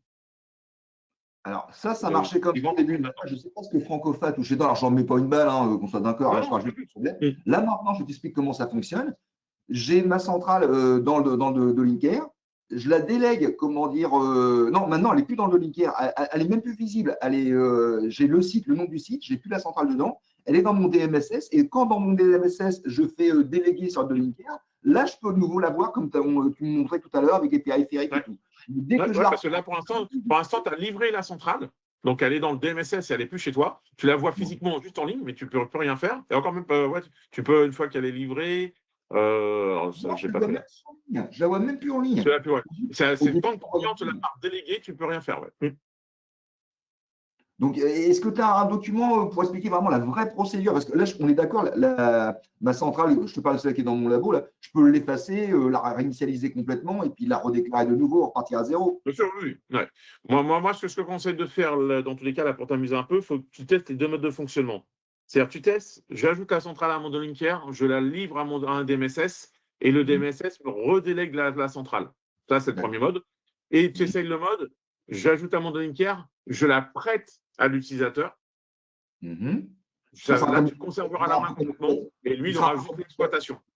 Il sera un peu comme l'utilisateur maître, en gros. C'est lui après qui va partager par rapport à sa femme, son fils. Ouais, les partages, il pourra les faire. Moi, là, pour reprendre la similitude avec l'automobile, c'est un peu comme quand tu vas chercher un véhicule chez un loueur. Tu vas louer le véhicule, tu en as le plein usage, tu fais ce que tu veux avec le véhicule, tu as le droit de prêter le véhicule à ta femme ou à ton fils. Par contre, ça reste le loueur qui en reste propriétaire, qui reçoit les PV et qui la gère à 100%. Moi, c'est comme ça que je veux être. Moi, je veux l'avoir dans le Linker, je veux pouvoir bricoler dessus, vérifier tout ce qui se passe et tout, faire tout ce que j'ai envie de faire, que mon client, il puisse le gérer comme un utilisateur et le partager avec qui il veut, avec son DMSS. Mais je veux toujours, moi, l'avoir dans le Linker. Et là, je ne l'ai plus. Ouais. Attends, j'avais fait un petit document, j'avais commencé à faire un petit document, je ne sais plus où je l'ai mis. Parce que ça monte vraiment, franchement. Et même les fournisseurs, ça dépend sur ton compte, mais ils galèrent un petit peu, ils ne maîtrisent pas encore pleinement. C'est comme tout ce qui est nouveau. Hein. C'est vrai que même si Linker n'est pas nouveau, mais il évolue en permanence.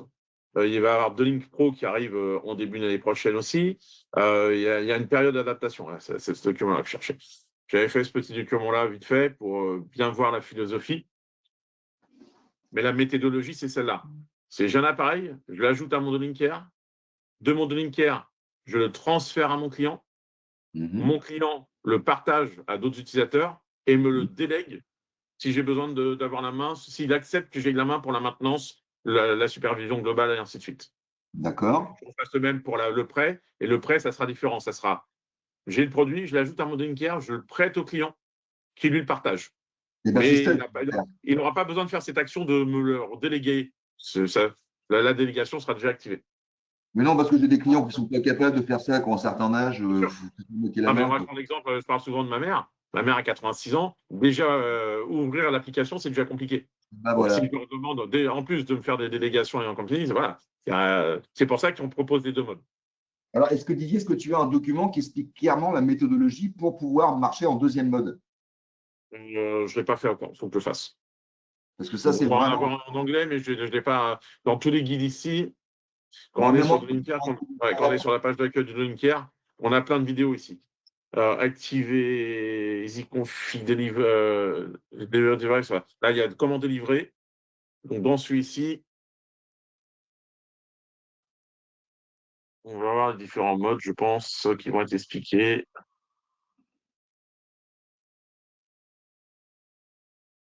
Device partagé. Là, c'est le nombre de jours. Donc, ouais, normalement, ici, dans les différents guides, et notamment celui-ci sur comment livrer un appareil, regarde s'il n'y en a pas un qui est sur le prêt. Et je pense que c'est le même. C'est juste ça qui me manque, quoi, pour pouvoir être tranquille, quoi. Mm. Même si tu pouvais faire un truc, tu sais, juste avec quelques screenshots, je me débrouille, moi, Ouais, après. Mais... ouais, je vais essayer de prévoir ça.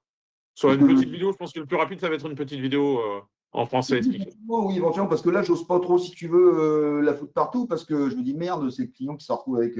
Alors là, tout de suite, ce que je fais, c'est que avec la procédure que m'a donnée Francofa, je la mets sur mon DMSS, on va dire que moi, je suis le DMSS maître, et c'est moi qui la délègue au client, quoi. Enfin, qui la prête au client, comme si c'était ma femme, mon fils ou autre. Ouais. Mais je veux pas marcher en ce mode-là, quoi. Bon, bah, j'essaierai de faire pareil, hein, fais-moi un petit email que je n'oublie pas, mais j'essaierai de te faire un petit document sur le prêt de produit et non pas sur la livraison de produit. L'idée, c'est que s'il y a une panne à n'importe quel moment, comme je fais sur un Ouais, autre. là, typiquement, c'est vrai que là, tu as vu, moi, moi-même, je me suis mis en mode prêté.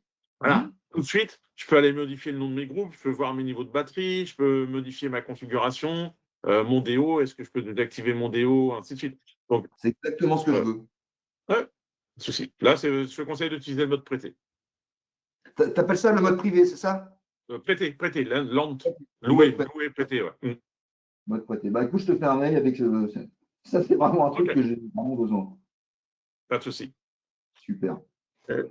Quand on prête, si on prête la centrale au client, combien de temps il faut chaque fois renouveler le prêt, non? C'est ça? Non, dans le mode prêt, il y a un mode qu'on appelle longue durée qui est perpétuel, en fait. Ah, d'accord. Autant Et quand le si je client comprends nous... bien, et si le mode prêté est plus bon, par exemple, si on veut toujours continuer, si on a un contrat de maintenance avec le client, je pense que le mode prêt est plus adapté. Par contre, si Oui, c'est des clients qui s'y connaissent dans le domaine, là, on les délègue tout, et ils vont maintenant nous c'est ça. déléguer. Là, ça trouve qu'on n'a pas une même mise Ouais, dessus, il n'y a pas de contrat de maintenance. c'est Et au ça. besoin, C'est si le lui qui fait client vous pour. appelle, vous venez pour faire ça. Clairement, hein, ça a été fait, comme je vous l'ai dit, pour respecter le RGPD et savoir qui est responsable en cas de défaillance. Quand vous livrez l'appareil, je vous donne les clés de votre voiture, je suis la concessionnaire, je vous ai donné les clés. C'est vous qui prenez les responsabilités, c'est vous qui recevez les PV, c'est vous qui faites tout. Vous me la louez, j'en suis encore responsable. C'est moi qui dois vérifier que vous avez le permis, c'est moi qui dois vérifier que vous êtes assuré, c'est moi qui dois. Ouais, Où est le niveau de responsabilité? Donc, quand on livre l'appareil, c'est le client qui devient 100% responsable de son installation. Et il vous appelle en disant « Oh, je ne comprends pas, ça n'a pas détecté. » Et il a mis ses mains dans la programmation, il a tout modifié. Bah, Ouais, monsieur, vous avez tout modifié, c'est votre responsabilité. Quand vous prêtez l'appareil, lui, il ne peut pas modifier. Par exemple, il ne pourra pas modifier la configuration d'un détecteur. Et si là, ça ne marche pas, bah, il pourra vous dire « Attendez, moi, je vous ai confié la gestion de mon installation, c'est vous le professionnel, vous êtes responsable. » Donc, ce mode louer-prêter, c'est de savoir qui va être le responsable légal en cas de problème. Est-ce que c'est le client qui est responsable ou est-ce que c'est moi? Bon, moi, je te mets un petit mail de notice Ouais. pour mode prêté perpétuel. Ouais, pas de souci. Ouais. C'est ce que je veux. Moi Ce aussi, ce mode serait intéressant d'avoir le module aussi. C'est pas si vous pouvez la partager dans le groupe, Vous ce serait m'envoyez un important petit aussi de mail, l'avoir. une fois que je l'ai faite, c'est facile de l'envoyer à plusieurs personnes. J'ai pas de souci. Ce qu'il faut, c'est que je prenne le temps de le faire, c'est tout. Ouais, non, mais c'est pas non plus à la minute, mais si tu veux, ça va nous éviter déjà que le client fasse des conneries, et puis il y en a certains, même s'il faut qu'ils nous le redélèguent, ils vont pas savoir. Donc, comme ça, on est dans la Ouais. merde. Donc le premier mode, pour moi, il n'est pas bon pour nous. Il est bon pour un geek comme nous qui bricolons chez nous, quoi. Ouais, bah, des mecs qui bossent là-dedans tous les jours, c'est pas un souci. Pour une personne qui n'est pas autonome sur la technologie de l'alarme, et il doit avoir un bouton armé, un bouton désarmé, et pas se soucier du reste. C'est clair. Le de Linker, il est valable sur PC ou en appli aussi? Vous l'avez sur PC en page web, hein, c'est un client web, Ouais. et Ouais. en application mobile sur Android et sur iPhone. Il est sur les deux, ok. Ouais. Il est gratuit, hein, il avait évolué en cours d'année. L'année dernière, il y avait des abonnements. Là, cette année, maintenant, vous n'avez plus de limitation. Alors, il y a une limitation encore dans l'application, mais qui n'est pas une vraie limitation. Donc, vous êtes limité à 3000 appareils déclarés dans le Linker et 300 utilisateurs, donc 300 employés de votre société. Ça changera au mois de janvier. Il n'y aura plus, ce compteur-là d'affiché. Donc, on est d'accord d'ici avec la centrale de test, je prends un trombone, je fais un reset derrière, je repars à zéro, comme si c'était une centrale neuve. Ouais, tout à fait. D'accord, bon, super. Tu penses à la supprimer, par contre, du DMSS. Ce qui est, donc, quand on veut, c'est d'abord supprimer du DMSS. Ça va dissocier la centrale de ton compte. D'accord. Et des comptes partagés. Mais quand tu vas voir l'ajouter après, quand tu vas la réinitialiser et que tu vas l'ajouter, vu que la centrale, ce numéro de série-là sera associé au compte DMSS de X, il dira prenez contact avec X. Donc, moi, la première méthode, c'est je supprime la centrale de mon DMSS pour être propre, ou de mon Linker, hein, selon là où je l'ai ajouté et là où je suis propriétaire. Et après, tu fais un bouton reset, tu récupères ta centrale avec plus rien dedans. D'accord. Moi, si, comment dire, je fais je la supprime de mon DMSS, est-ce que ça, qui est pratiquement le DMSS maître, on va dire, que je pourrais me par lui, ça va supprimer aussi des DMSS que j'ai partagés derrière? Bien sûr. Si le maître supprime sa centrale, plus personne n'y accède. D'accord. OK. Donc, on supprime du maître et puis ensuite, on fait un reset. Bah, écoute, dès que tu as le temps de nous faire le petit paplard, je le fais tout de suite.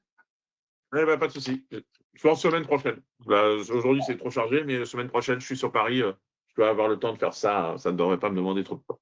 Et comme ça, nous, on teste par rapport à ce que vous avez montré, puis on dit tout de suite si on est trop bête ou si on a tout pigé, quoi. Pas de souci. Je ne me fais pas trop d'inquiétude. Jusqu'à présent, à chaque coup que je l'ai montré, les gens ont compris. Non, ça va bien. Quand on a un bon formateur, ça va bien. Ça se passe bien. Encore une fois, hein, c'est un métier qui était nouveau pour nous il y a 3 ans, l'alarme. On est parti de zéro. On ne peut pas faire du premier coup quand on fait quelque chose. La première fois que j'ai fait un gâteau au chocolat, il n'était pas terrible.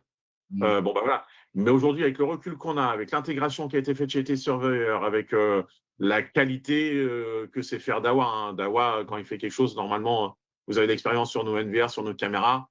Vous n'avez pas trop de problèmes techniques. Il y a des bugs de temps en temps sur des nouveautés, il y a des choses comme ça. Mais dans l'ensemble, en vrai panne, en stabilité, c'est des produits qui sont plutôt très stables. Aujourd'hui, tous ceux qui testent l'Air Shield, ils en sont quand même très, très contents. Bah, je trouve que là, les Chinois, ils ont pris la peine de bien écouter les demandes, les besoins et le mode de fonctionnement suivant le pays, je pense. Et ça, je trouve que c'est un point fort de Dawa. Sans nous brosser, hein, j'ai travaillé dans 2 boîtes avant. Mais Dawa, je me rappelle la Chuck, hein, quand on a sorti la Chuck la première fois et qu'il y avait les voyants blancs, tout le monde trouvait la Chuck super. Mais les voyants blancs, la lumière blanche, la nuit allumée tout le temps, c'était chiant. En 8 mois, on vous a sorti la Chuck 2.0, on était passé en Smart Dual Light avant tout le monde. C'est Dawa qui avait le Smart Dual Light dans les premiers fabricants. On a un pouvoir d'écoute, c'est-à-dire que quand le marché nous dit « ouais, ça c'est bien, mais ça, tu peux l'améliorer », des fois, il y a la frustration en tant que salarié de dire « putain, on est 23 000, ça ne va pas plus vite que ça. » Je pensais qu'en claquant des doigts, ça allait le faire. Ça demande un peu plus que de claquer les doigts. Mais dans l'absolu, on écoute le marché et on essaie d'améliorer le produit quand on nous fait un reproche, de dire « bon, OK, tout le monde nous fait le même reproche. S'il n'y a qu'une seule personne qui me dit ta centrale, j'aurais préféré en rose. C'est compliqué. Si demain, tout le monde me demande une centrale rose, ne vous inquiétez pas, vous aurez une centrale rose. » Alors moi, personnellement, la couleur, je m'en fous, mais s'ils peuvent me désactiver l'aimant sur les contacts, ça sera super. Je relance là-dessus. Ouais. Je vais redemander confirmation. Je sais que ça avait été fait une demande de Louis, mais je ne sais pas si ça a été pris en compte ou pas. Et surtout dans un optex extérieur, quand tu le mets en optex extérieur, les deux à l'un côté de l'autre, ça te fait un paquet, tu n'as même plus accès, enfin, tu n'as plus de place, quoi. Ouais, non, mais je suis d'accord. Le but, c'est si tu l'utilises mais c'est pour ça qu'on a le transmetteur seul aussi. Hein. C'est-à-dire que si tu as vraiment besoin que d'utiliser la partie de transmission filaire, tu prends l'ARM au lieu de prendre la RD et tu le fais aussi. C'est même marrant parce que l'ARM, il n'apparaît pas toujours sur nos datasheets, je ne sais pas pourquoi.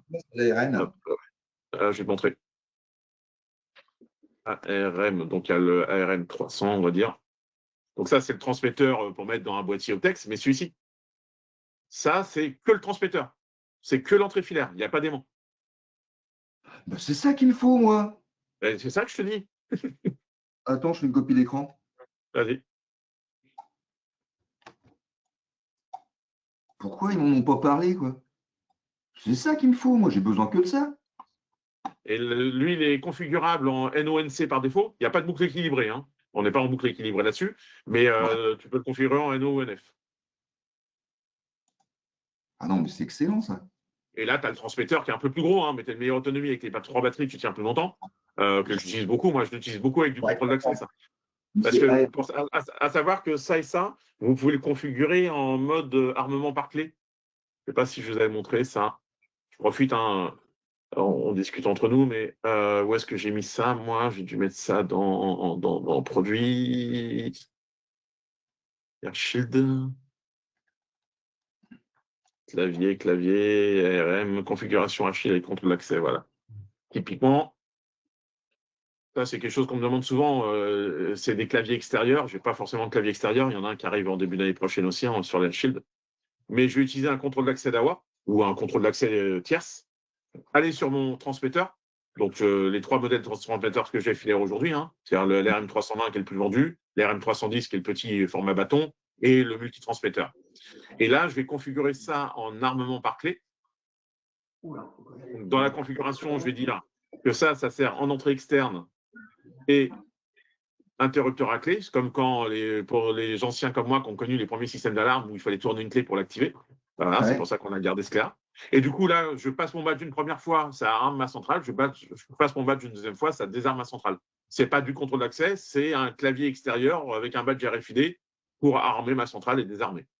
Et je me fais un petit voyant de confirmation d'armement-désarmement avec un ARM 710, 7011. Mais tu sais qu'on n'est pas au courant de tous ces trucs-là, hein, de tout ce qui sort là. Là, moi j'apprends des choses aujourd'hui, hein, franchement. C'est le but des webinaires, hein, c'est d'échanger un petit peu. Et c'est pour ça que j'aime bien le faire de manière un peu conviviale comme ça, avec les micros ouverts, parce qu'il y a comme ça qu'on avance. C'est clair. Et l'ARM 320, donc les 310, c'est les mêmes, sauf que 320, il n'est pas dans un petit bloc et il a peut-être plus d'autonomie. Voilà, le 320, il a 3 batteries, donc il a une très longue durée. Typiquement, hein, le 320, c'est pour mettre dans des détecteurs périmétriques extérieurs type Optex, on va dire, parce que je les aime bien. Et ça va bien. Et l'ARM 310, c'est pour mettre sur un petit contact filaire existant sur une porte où j'ai envie de le transformer en sans fil. Putain, mais c'est ça qu'il faut. Moi, dans ma boîte à lettres, c'est celui-là que j'ai mis. J'ai mis un petit contact sur la porte et je me suis mis ça pour savoir que ma boîte à lettres est ouverte quand le facteur vient déposer un colis. Et les deux, tu peux les programmer en contact, tu peux les programmer en clé comme tu veux. Ouais. Ils ont les mêmes fonctions. Oui. D'accord. Parce que je vois qu'il y a vachement il y a un bornier sur 320, il y a vachement de vis. Ouais, parce que sur le 320, tu as le tampering, donc l'anti-arrachement, tu as l'alimentation et tu as le contact. Pas l'alimentation, excuse-moi. Si tu as une sortie alimentation, tu as un 3 volts ici, tu as l'alarme, le tamper et tu as, un 3 volts qui sort pour alimenter le périphérique sur lequel tu le mets, par exemple. Et le switch à gauche, il sert à quoi? On-off. Pardon, tu m'as dit? Pour couper le tamper? C'est juste, non, c'est juste pour mettre sous tension. Comme sur celui-ci, à l'arrière, tu as ton petit bouton on-off pour synchroniser. D'accord. Oui, dans mes Optex, c'est 320 qu'il faut que je mette. Si tu as la place, le 320, tu seras plus tranquille. Je vais prendre les deux, de toute façon, pour jouer avec. Ouais. Bon, c'est super, ça. Du coup, maintenant, je m'en fous s'ils ne désactivent pas l'aimant, ça ne me gêne plus, quoi. Ah, faut savoir, je fais la demande ou je ne fais pas la demande? Je ne savais pas que ça existait, ça. Non, moi, je pars du principe que qui peut le plus peut le moins. Donc, je vais relancer la demande quand même parce que il y a des gens qui peuvent avoir besoin, ils ont le contrat, ils ont besoin de désactiver l'aimant, ça serait logique de pouvoir le faire. Didier, bonjour, une question. Oui. Tu m'entends? Aïssa, Baïdemès. Ça va et toi? Dans l'ARM 320, il y a un capteur accélérométrique ou pas? Non, il n'y a pas de capteur accélérométrique. Ok, merci. Par contre, il ressemble étrangement à celui d'Ashika. Il a déjà pas entendu? Il ressemble étrangement à celui d'Ashika. Ouais, il y a une autre marque qui commence par un A également, mais voilà, il n'y a pas 36 manières de mettre 3 piles l'une à côté de l'autre pour faire un transmetteur. Ok, d'accord. Merci. Oui, bonjour. On aura un replay du webinaire, s'il vous plaît, parce que je suis arrivé en retard. Oui, normalement, lundi ou mardi, sur notre chaîne, sur LinkedIn et sur YouTube, on vous mettra le lien pour revoir tout ce qu'on a dit là. Ok, avec les docs aussi, je suis preneur. Hein, avec DoLinker, c'est pareil. Je galérais un petit peu avec la différence entre livrer, prêter, etc.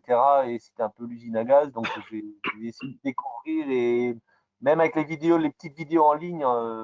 Les vidéos, c'est qu'ils sont en anglais, donc des fois, c'est compliqué. Mais pas de souci. Et puis, pareil, n'hésitez pas, s'il y a des choses qui sont assez récurrentes, On peut faire, là c'est des webinaires tous les vendredis en ce moment sur les nouveautés, mais s'il y a besoin de faire un webinaire spécifiquement sur le Dolinker ou sur des fonctions précises du Dolinker, ça s'organise. Hein. Si j'ai de la demande, ça s'organise, c'est pas un souci.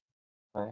Ben, moi, j'avais déjà demandé Oui, effectivement sur pour Dolinker parce que ça serait bien de faire à la limite une installation type, c'est-à-dire on commence. Parce que moi, j'ai essayé avec un NVR pareil.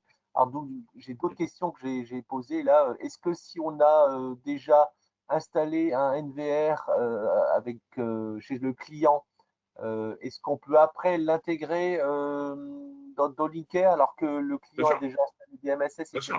À partir du moment où l'appareil est dans le DMSS, que le client a ajouté l'appareil dans son DMSS à un compte, qui est lié à un compte, il clique sur les 3 petits points à côté du NVR et il va voir livrer ou déléguer l'appareil et il aura juste à rentrer l'adresse email du compte Dolinker.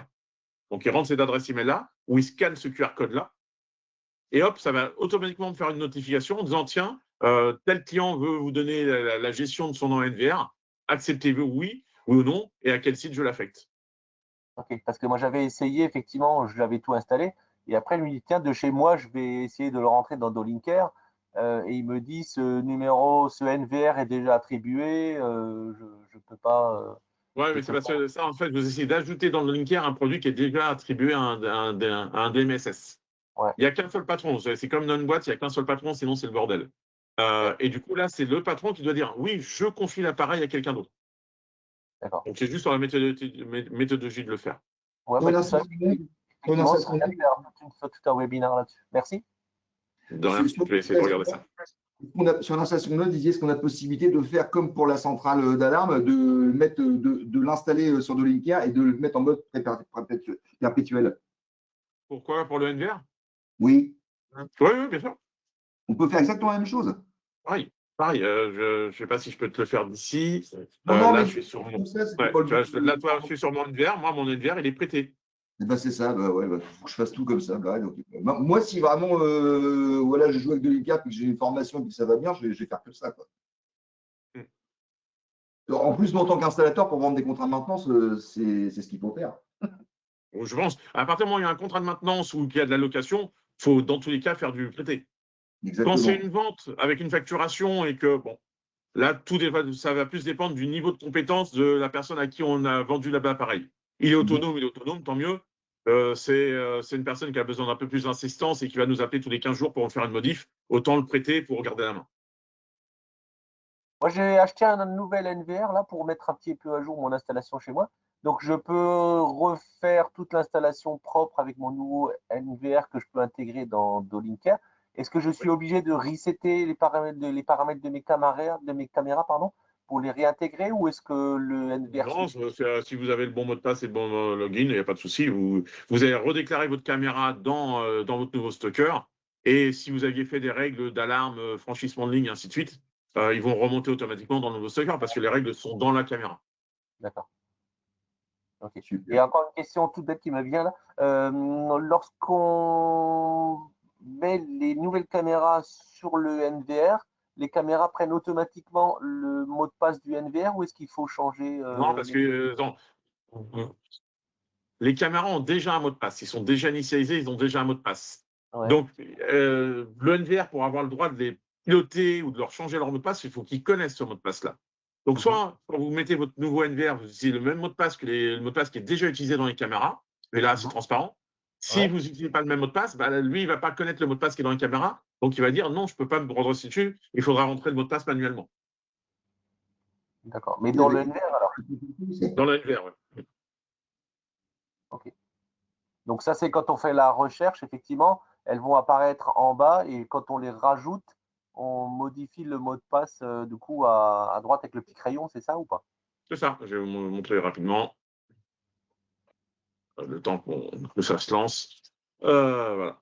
Vous savez qu'on passe également, ça on a parlé un petit peu la semaine dernière, les stockers vont arriver sur une nouvelle interface, hein, la version 5. Là, je me mets sur un XI Pro, qui est les derniers modèles avec les fonctions qui font plaisir aujourd'hui. Donc ça, c'est la nouvelle interface.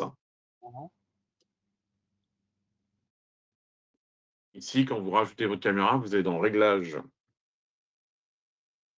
caméra distante. vous trouvez des caméras dispo sur votre réseau. Si par exemple, je vais ajouter une qui n'est pas déjà ajoutée, moi. Qu'est-ce que j'ai qui n'est pas ajouté? Je vais ajouter celle-là. Je vais faire le petit stylo. Je vais double-cliquer dessus, tout simplement, pour faire plus. Là, j'ai toutes mes voix qui sont prises sur mon stocker, donc je vois. Mais ici, en effet, avec le stylo ici, je vais pouvoir aller modifier mon mot de passe ici. D'accord. Une petite dédicace à un ami. Mais on peut chercher un homme avec une écharpe. Est-ce que je trouve du monde? Ouais, tac. Voilà. Ouais. Ça, c'est les nouveaux moteurs de recherche où on recherche directement. Et là, je tombe sur Mathieu qui était avec une écharpe hier dans le showroom. Donc, je savais que j'allais le trouver. Là, c'est pareil. Si vous avez l'occasion, tester les Wistic avec les caméras Equipic, vous devriez être content. Voilà. Allez, on va s'arrêter là pour Au aujourd'hui. niveau des mails qu'on reçoit pour les webinaires, c'est peut-être moi qui, des fois, parce qu'il y a tellement de conneries, on reçoit tellement de trucs par Internet. Mais là, maintenant, vu que j'en ai reçu un, c'est sûr que tous les autres, je vais les recevoir aussi. Toutes les invitations. Normalement, oui. Normalement, vous faites partie de la liste de diffusion. Donc, après, sincèrement, checker de temps en temps le LinkedIn. Là, je pense que c'est là où on communique le mieux pour l'instant sur des webinaires. On a tendance à pas notifier le webinaire trop tôt. C'est-à-dire qu'on s'est aperçu que quand on le met 3 semaines avant, soit les gens s'inscrivent et ils oublient, soit ils ne s'inscrivent pas. Donc là, on essaie de le faire d'une semaine à l'autre. C'est-à-dire que là, on a fini le webinaire d'aujourd'hui. Lundi, certainement sur LinkedIn, il y aura le webinaire de vendredi prochain. Mais c'est quoi l'adresse du LinkedIn? Parce que je ne suis jamais allé, moi. C'est Dawa Technologie France. D'accord. Super. Pour avoir le, Voilà. avoir le webinaire, bonjour. Est-ce que vous l'envoyez automatiquement? Là, j'avais un lien où j'ai été invité. Ou est-ce qu'il faut vous l'envoyer un mail, mais je n'ai pas votre mail? Normalement, Service Marketing envoie un email, je dis début de semaine prochaine, avec tous ceux qui étaient présents au webinaire aujourd'hui. D'accord. Pour vous inscrire, vous avez renseigné votre adresse email et normalement, on vous envoie un email de remerciement avec les documents qui vont bien. D'accord, ok. Et je dis, généralement, la semaine prochaine, vous aurez le lien pour revoir le webinaire sur YouTube. Super. Ok, merci. Et, moi, je t'envoie juste un email pour rappeler le mode prêté perpétuel sur la centrale. Ouais, s'il te plaît. S'il te plaît, sinon je vais oublier. Bon, ben, On peut avoir votre adresse email de nouveau, s'il vous plaît? Allez dans le chat, que quand vous regardez dans l'interface du webinaire, vous avez le chat, je vous l'ai écrit.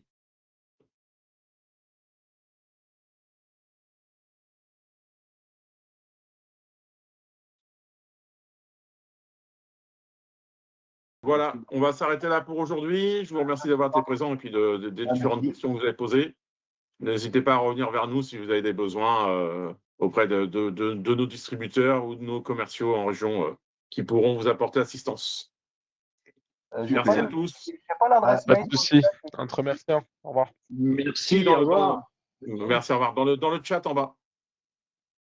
Dans le chat en bas, j'ai écrit mon adresse email didier.duaubois@dawatech.com. J'ai juste les documents distribués, c'est tout. Vous voyez un onglet qui s'appelle chatter? Question et chat. Question, c'est marqué, moi.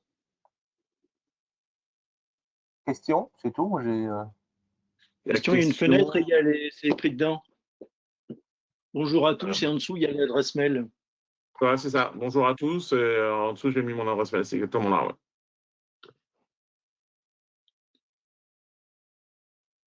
Non, je n'ai pas. L'ouvrir, hein. Il faut cliquer sur la petite flèche rouge.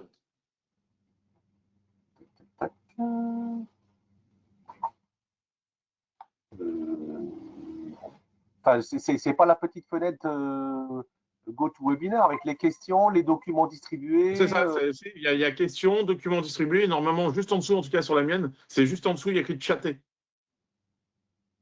Non, moi, quand questions, bah, j'écris mes questions dedans. Par exemple, là, j'écris bonjour. Alors, attendez, on va essayer quelque chose. Là, je l'ai envoyé dans questions. Regardez dans questions. J'ai mis un commentaire dans questions. Ah, ok, maintenant je les ai. Oui, c'est parce qu'elle n'était pas ouverte, la fenêtre. Ouais, là, je pense, ouais. Ah, okay. Voilà. Bah, en tout cas, merci à tous. Bonne fin de journée. Interversion. Au revoir. À bientôt. À bientôt, Bonne merci. journée. Merci. Au revoir. Au revoir.